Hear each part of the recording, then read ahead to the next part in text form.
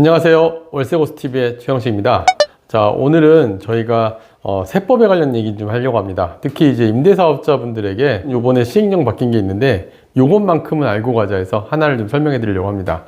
이번 2025년 1월 16일 발표된 소득세법 시행령이 있는데요. 여기에서 뭐 되게 다양한 소득세법 시행령이 개정된 내용이 있어요. 근데 이 중에서도 주택임대사업자분들이 반드시 알아야 될 내용이 포함되어 있습니다. 그래서 오피스텔이나 그 다음에 뭐 빌라 다세대 같은 주택임대업 하시는 분들이 특히 이제 주택임대업에 대한 그동안 여러 가지 단점들이 있었잖아요. 예를 들면 뭐 10년 이상 보유해야 된다든가 그 다음에 뭐 5% 상한선이 걸린다든가, 그리고 이제 제일 컸던 거는 주택임대사업자 등록을 하더라도 주택수가 빠지지 않는 문제들이 있었다 보니까 그동안 주택임대사업에 대해서 많은 분들이 꺼려왔는데 이제 그런 허들들이 하나씩 없어지고 있었어요. 그런데 이번에 2025년 1월 16일에 되게 크게 바뀐 게 하나 있습니다. 그래서 오늘 요 내용을 하나 설명해 드릴 거고요.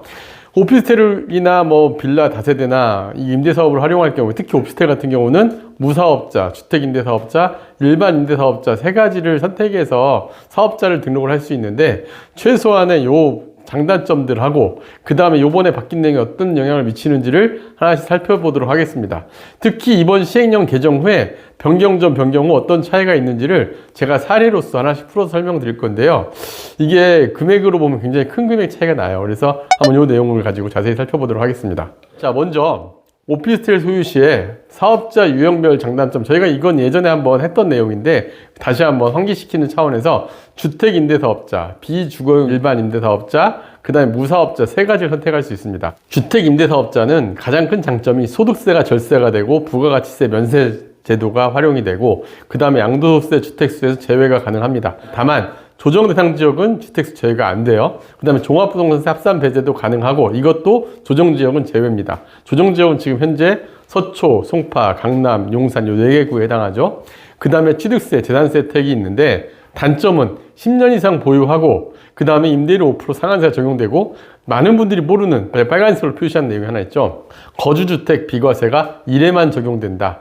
요게 가장 큰 단점이에요. 뭐냐면 거주주택 비과세가 1회만 적용된다는 거는 이게 중요한 게 뭐냐면 내가 만약에 거주하는 주택을 임대사업자를 내고 1주택을 갖고 있어서 이 집을 팔았을 때 양도소득세 비과세를 받을 수가 있잖아요. 그런데 이게 대부분 몰라요. 이게 한 번만 적용되고 그 다음에 팔 때는 양도소득세가 부과된다는 걸 모르는데 이 부분이 지금 변경이 됐는데 이걸 자세히 설명해 드리려고 합니다. 비주거용 일반 임대사업자는 오피스텔을 우리가 이제 주택이 아니라 업무시설, 사무실로 임대를 주는 거에 해당합니다. 그래서 당연히 주택이 아니다 보니까 양도소득세나 종합부동산세 전혀 해당 사항이 없고요.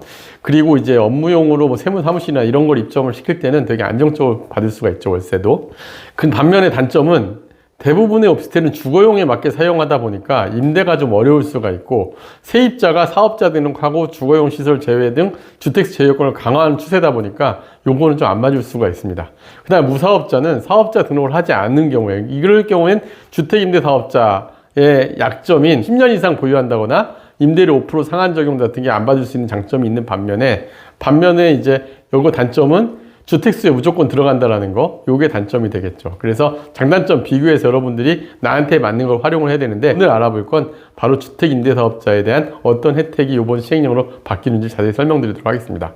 주택임대사업자 제도는 2017년 12월부터 계속 정책이 바뀌면서 많은 내용이 바뀌어왔어요. 근데 2019년 2월 12일 시행령에 어떤 내용이 있었냐면 임대사업자 거주주택 비과세를 1회로 제한하여 최초 임대사업자 등록 시에 거주주택에 대해서만 양도소득세 비과세를 적용한다. 이게 사실 많은 사람들이 그냥 슬쩍 넘어갔어요. 모르고. 근데 이게 실제 해당되는 경우가 많지 않거든요. 내 집을 판다라는 거, 내가 거주하는 집을 파는 거, 다시 또 파는 두 번 팔 때 적용이 되다 보니까 대부분 사람들이 모르고 넘어갔습니다. 근데 여기에 잘못되면 이런 사례가 발생을 해요. 이건 이제 제가 실제 사례예요. 저희 고객에게 상담했던 사례인데 세금 나와가지고 세금이 나온 다음에 이건 어떻게 된 거냐 물어봐서 제가 왜 이렇게 설명을 했던 내용인데, 자, 먼저 2015년에 이 고객분은 A 아파트를 4억에 매수를 했습니다. 그리고 2017년에 오피스텔 두 채를 매입을 하면서 주택임대사업자 등록을 했어요. 그리고 이제 A 아파트를 2019년도에 5억 7천, 1억 7천 정도 차익을 보고 매각을 했습니다. 이때는 당연히 2019년 5월 달에는 주택수, 오피스텔 두 채는 주택수에 빠졌기 때문에 양도세 비과세를 받을 수가 있었어요. 그런데 이 A 아파트를 팔면서 좀 집을 넓혀가면서 2019년 5월 달에 9억에 매수했습니다, 집을. 그리고 이 B 아파트를 매수를 하면서 이제 우리가 이사를 보통 안 할 거라 생각하지만 이분이 또 사정이 생겨가지고 2023년도에 이사할 상황이 생겼어요. 근데 이걸 12억에 매도를 했습니다.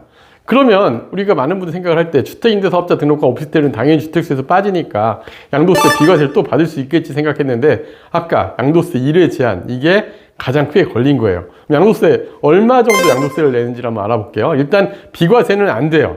아파트 매각에 대한 양도소득세는 1회 제한으로 인해서 비과세 혜택을 받지 못하기 때문에 양도차익 3억에 대해서 세금을 내야 되는데 세금 계산 해보니까 지금 약 한 4년 보유했잖아요. 그래서 장기보유 특별공제도 적용하고 그 다음에 개인 공제도 적용하고 했을 때 8,854만 원의 소득세를 납부하게 된 겁니다. 그러니까 이분은 생각지도 않은 세금을 8,854만 원의 세금을 납부하게 된 거죠.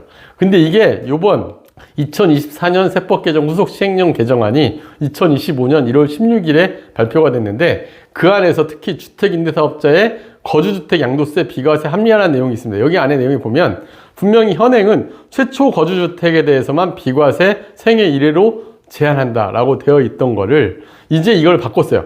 횟수 제한 없이 거주주택 비과세를 적용한다. 이 명목은 양도세 이제 비과세 횟수 제한 완화라는 이름으로 바뀌게 되었고 그래서 이게 영시행일 이후 그러니까 지금 현재 이게 1월 16일 날 발표를 했고 영시행일은 2월 예정으로 되어 있습니다. 그러면 2월 이후부터 매각을 한다면 만약에 그 A주택 판매한 이 부분 사례를 한다면 8,800만 원의 세금을 냈지만 만약에 이거를 2025년 2월 이후에 매각을 했다 한다면 저 세금을 안 냈던 거죠. 그러니까 오피스텔 한 채 값 정도를 거의 아낄 수 있는 상황이 발생한 겁니다. 그래서 이 사례가를 보면 알 수 있듯이 오피스텔 투자한다거나 주택임대사업자 내실 때는 이렇게 그때그때 시행령에 대해서도 자세히 알아야 되는 게 되게 중요합니다. 그래서 횟수 제한 없이 거주주택 비과세 적용된다는 거. 이제는 주택임대사업자 제도가 여러분들이 이제 이용해 줄만 했어요. 특히 이제 단기 민간임대주택이 이번에 등장을 하면서 이제 6년짜리 민간임대주택법이 나왔습니다. 그래서 요것도 역시 똑같이 적용이 되기 때문에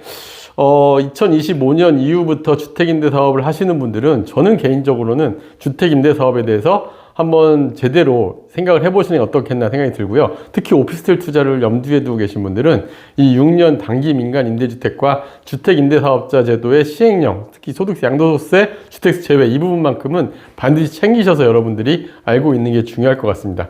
저희 영상에 보면 특히 주택임대사업자 제도는 저희 영상에 되게 자세하게 다양한 내용을 다 반영을 해놨어요. 그래서 하나씩 살펴보면서 스터디를 해보고 나한테 맞는 사업자 제도로서 주택임대사업자 제도 한번 꼼꼼하게 보실 필요가 있을 것 같습니다.